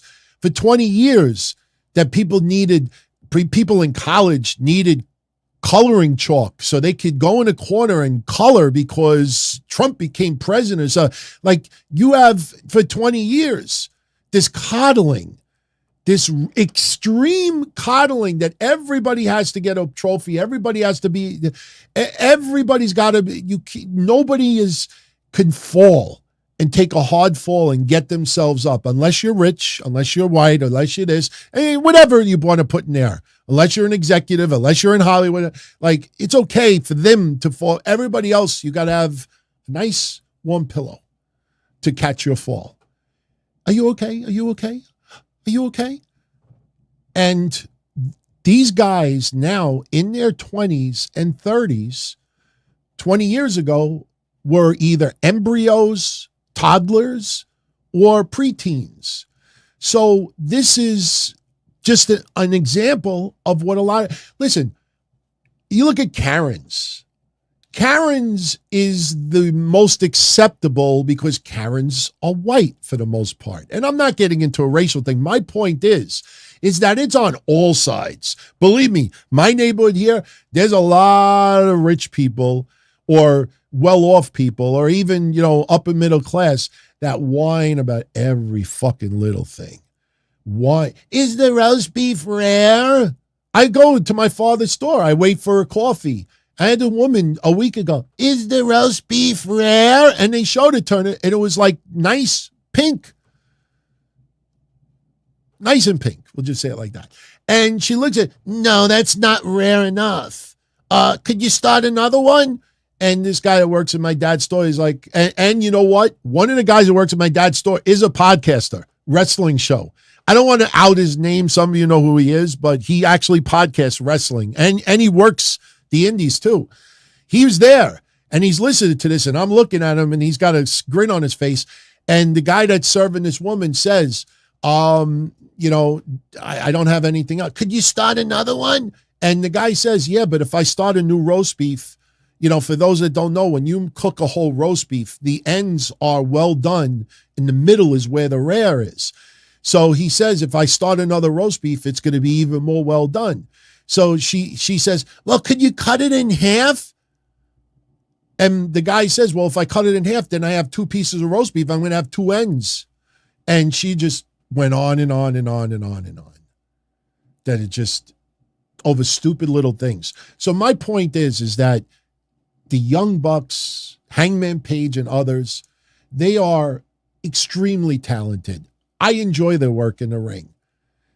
But outside of the ring, they are the fragile of the fragile. I truly, looking back on it, think now that Hangman Page drinking beers and doing this and riding down the streets at 3 o'clock in the morning with a horse and it's not, I think it's all to boost up, the manliness, like the strength and the power. And I think outside he drinks chocolate milk with a sippy cup. I'm just being honest with you. So CM Punk, and I'm not the biggest fan of CM Punk. I'm still blocked by the guy. I spent my years criticizing him, but he is one of the only people that'll say, fuck it, I'm going to say what I'm going to say. No, I'm not keeping quiet. I'm not going to give in to them. So what happens is Dave Meltzer puts out a report, and Dave Meltzer says, this is what he says about Wednesday. The ratings were good and attendance was very good this week. But one top name told us that they went home after the show on Wednesday in a bad mood. And even the key people kept apart, described the fear of this situation with CM Punk being a ticking time bomb that will not have a happy ending. That was what was said Wednesday. For well over a year, I have been telling you what has been happening with CM Punk. You have people within that company, they don't give a fuck. It's not their company. As long as they're getting paid, as long as they got power, this happened in WCW with Hogan and others who had power and creative control and doing the book, and Kevin Nash. I love Kevin Nash. I don't agree with a lot of his political stuff, but this happened in WCW. You know, this happens in the Hogan era in WWF. People have power. And when they have power, a lot of times they abuse the power. It goes to their head. So these people run to the journalist and said, I went home in a bad mood. Honestly, even if my wife was 1,000 miles away visiting relatives, I would be fucking embarrassed if I told someone, you know, I didn't go to the party. I'm just in a bad mood. You know, Lisa was there. John was there. It was just in a bad mood. My wife would be like, what the fuck is wrong with you? How old are you? I married a pussy? I married a wimp? What the fuck is wrong with you? I didn't go because I'm in a bad... How do you even, like, with a clear head, if I'm Dave Meltzer, I don't care if it's Moxley, I don't care if it's Guevara, I don't care whoever it is. I don't know who told me. If I'm Dave Meltzer and a grown man said to me about Wednesday, yeah, I'm not going to lie to you, I went home in a bad mood, I would have been like, huh? What happened? Yeah, I don't know. I just went home in a bad mood. Go eat ice cream. Go consider a little bit of testosterone therapy. This is the world we live in. Imagine in the 80s. Imagine wrestlers in the 80s when Hogan had the stranglehold in the WWF or the Ultimate Warrior on top of someone else. They had wrestlers that didn't like those guys. They wanted to make money. They wanted to better their careers. And they wanted to show what they could do and get an opportunity. I don't recall any of them running to Bill Apter, WrestleMania 3 was hot, but I went home in a bad mood. I mean, let that sink in. Imagine WCW, 83 weeks. The NWO is everywhere. And the vanilla midgets are just bypassed and, just whatever. And imagine somebody going to, any dirt sheet or the magazine, this is awesome and I'm making money and we're killing WWF, but, Nash, he's writing and I went home in a bad mood. People would have laughed you out of the fucking wrestling business. I mean, how this even gets put on. Dave Meltzer's got to understand. He's not stupid. And I'm a supporter of his. He's got to understand whoever this person is, that doesn't help their cause. He's not helping AEW. They created such a divide for last year.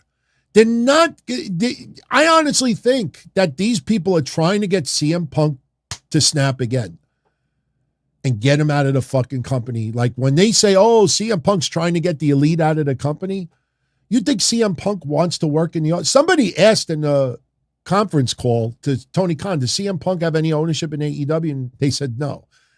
CM Punk doesn't. You think CM Punk wants to work in the office? You think CM Punk has got his wife, he's got his livelihood, he's got his home. He wants to make the most money, succeed, have a run that means something, and that's it. There's two different objectives here. So, after Dave Meltzer puts that out, Dax Harwood posts this tweet, which, as you see, it was deleted. Dax says, and I quote, "This one will get some heat, but fuck it, it needs to be said. Whatever top star left the show in a bad mood because of a certain individual was there, instead of running to Dave, why not just tell the individual face to face? That's how we used to do things back in the day." That tweet was quickly deleted. And Dave Meltzer, before the tweet was deleted, Dave Meltzer's response was,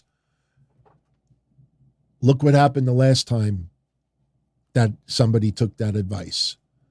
So basically, Dax is saying, you have a problem? Confront the person face to face.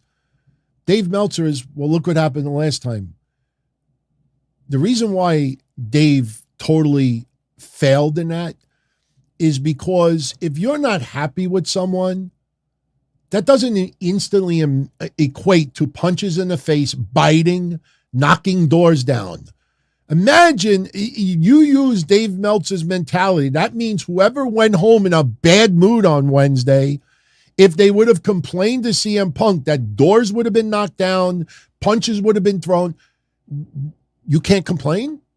You no longer have the balls. That it's better to tell a reporter and have the reporter post it than for the person to talk to the other person. That's what we're living in, everyone. This is why the situation in AEW is a time bomb. It is a time bomb. I absolutely agree. But it's not the time bomb that you think, because understand a year later, the Young Bucks have not resolved this situation. Hangman Page has not resolved this situation. They went to their lawyers. Again, they can't do anything themselves. They either go to journalists or they go to the lawyers. CM Punk, look, I want to squash things. I want for the betterment of AEW. I want to talk. Let's have a conversation. And their lawyers tell CM Punk's lawyers, do not contact them.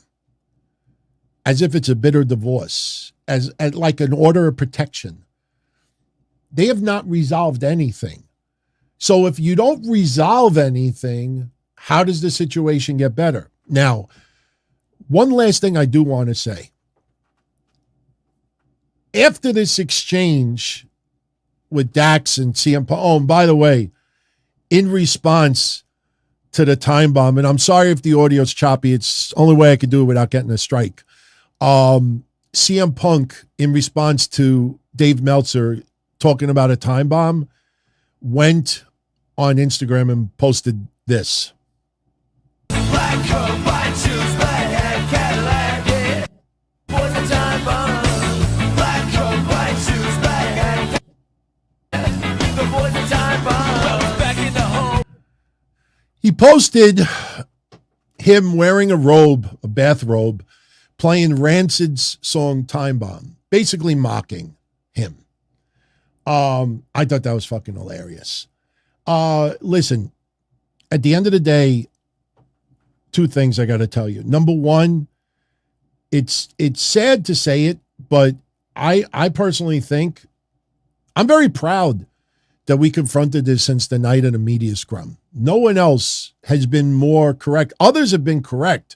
But again, you see some of your favorites out there and they'll trash Meltzer, but they won't trash Wade Keller. They'll trash disc journals, but they won't touch Nick Houseman for the instigation. Everybody likes to, pick and choose their rage. But, there's a meltdown going on right now. There is a meltdown because CM Punk, and here's the thing too, you got to understand, and this is not a pro CM Punk thing. This is just a fact. Imagine if the Young Bucks and Hangman Page, Kenny Omega, and Nakazawa and others, Cutler, have to live in front of the back of an arena, in a hotel lobby, in a restaurant, in a coffee shop, on the street, get into a verbal back and forth with CM Punk. There is no producers for being the elite and spending weeks thinking of scripts of what we could say and how could we do this and how could we spoof this. Instantaneous having a confrontation. They know CM Punk will eat them alive. Because CM Punk, he's the last person I want to get into a promo war with. John Cena, in wrestling, even if you're feuding with him, you got to be really careful going back and forth in the ring because he will eat you up and spit you out. There are some people you got to be so careful.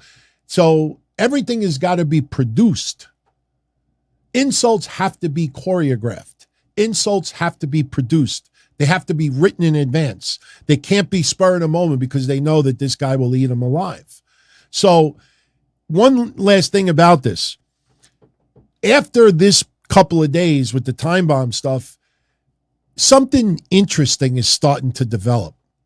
There is a decent amount of people online that are starting to believe that this is all work.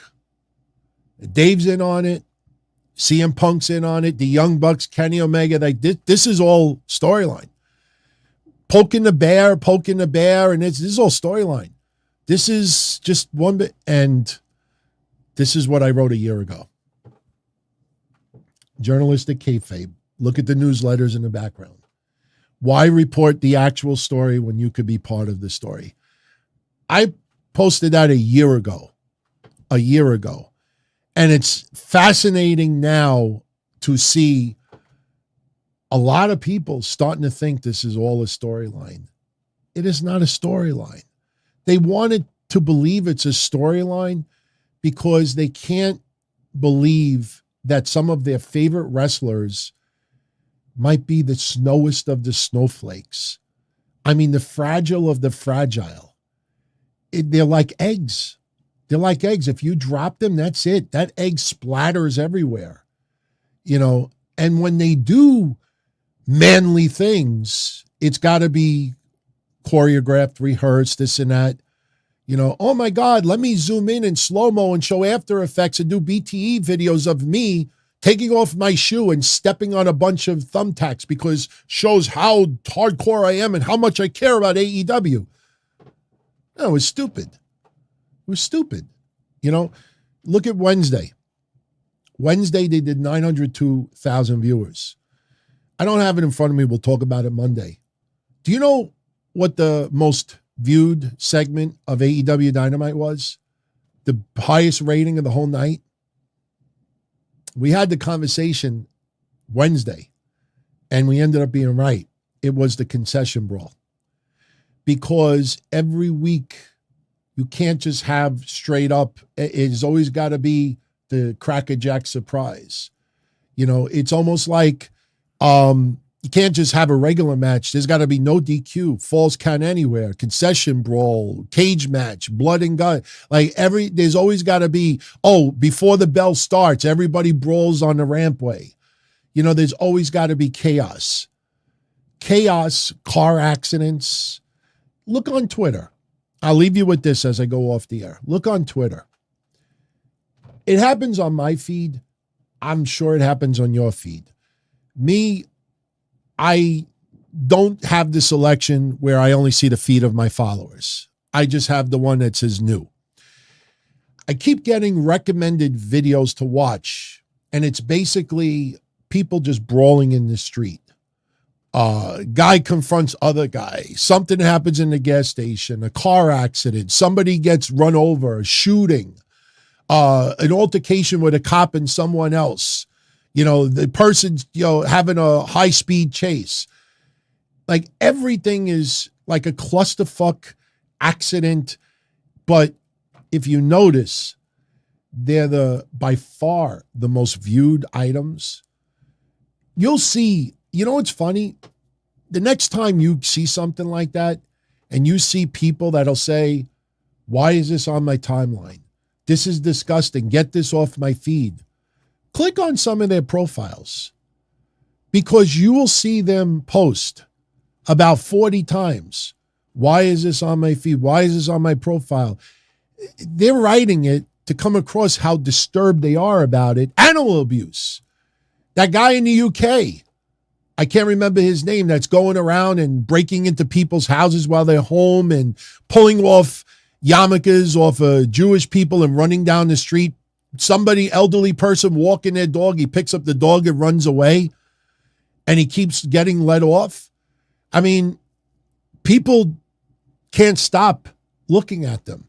So they'll give the perception that they're extremely offended, but they keep watching and keep watching and keep watching and keep watching. So that's the deal with AEW. It's chaos. It's chaos. And this is the ultimate chaos. Unfortunately, this is real. They could try to turn it into a storyline, but this is embedded within people's minds, thoughts, their hearts, their souls. This is what they are. That's why online, when you see the reception by some people, they got to coddle these people. They got to make everything sound epic, amazing, unbelievable, perfect. Everything is just, you know, oh my God, Swerve Strickland, no. Could he be teasing MJ?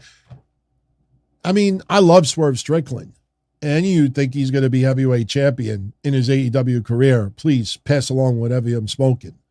You think this guy's going to be the focal point, you could see it a mile away, that he's put in high-profile positions, but 9 times out of 10, it doesn't go anywhere. You see that with Wardlow. You see that with others.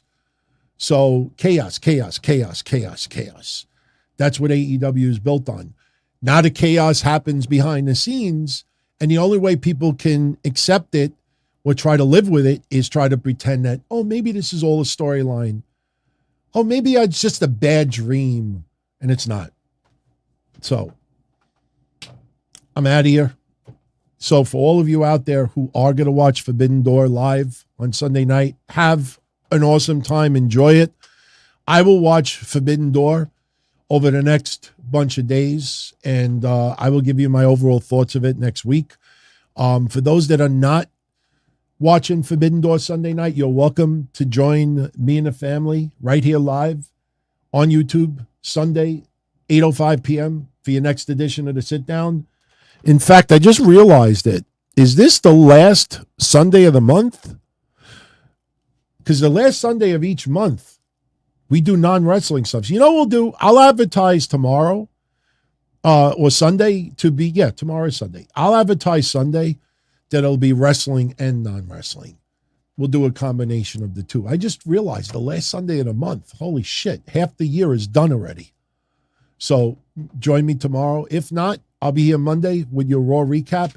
And then Tuesday, Kevin and I with Money in the Bank predictions. So, but believe me when I tell you, if you haven't checked out Wednesday Night Dynamite yet, this is the week to do so. The Dana Brooke stuff, I'm very, very proud of. I mean, you know, I hated saying what I was saying, but it needed to be said. And, you know, it's just this stuff going on online about her and what we talked about with the AEW stuff as well. Very, very important discussions. And plus we recap both shows. So, and then this Tuesday we have Gold Rush Night 2, which will be a lot of fun. But I want to see if Nikki Cross ends up being revealed as NXT Anonymous. So, guys, if you enjoyed the show, you know what to do. Smash that thumbs up. If you know anyone out there that would like the channel, let them know about it. DonTony.com. Check out the audio versions of the shows. That is honestly the lifeline of everything.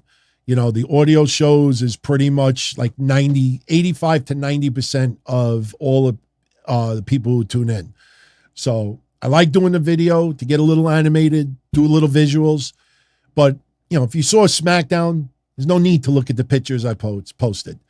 If you saw the Instagram of CM Punk, you know what I'm showing. You know, if there's something that I post that maybe you didn't see, then maybe you stop by and you look a little video. But always download the audio versions. That definitely keeps these shows going. So I'm out of here, guys. Much love. Catch you all again. Be well. As far back as I can remember, I always wanted to be a podcaster. For me to live any other way was nuts. To me, those goody-good people who worked shitty jobs for bum paychecks and took the subway to work every day and worried about their bills were dead. I mean, they were suckers. They had no balls. If I wanted something, I just took it. I ran everything. I paid the bills. I paid the host. I even paid the masked maniac. Everybody had their hands out. Everything was for the taking. We always called each other good fellas. You would always hear from somebody. You're gonna like Don Tony. He's all right. He's a good fella. He's one of us. But if you're part of my crew, nobody ever tells you they're gonna get rid of you. It doesn't happen that way. There weren't any arguments or curses like in the movies. See, your haters come with smiles. They come as your friends, the people who've claimed they care the most for your life. And now that's all over. And that's the best part. Today everything is different. There's lots of action. I don't have to wait around for everything like everyone else. Oh, I didn't get the vaccine? Fuck you, vaccine me. Oh, your delivery guy has COVID? Fuck you, feed me. Right after I moved here, I ordered egg noodles and ketchup, and I got spaghetti with meat sauce. I'm no longer an average nobody, while they get to live the rest of their lives like a bunch of schnooks.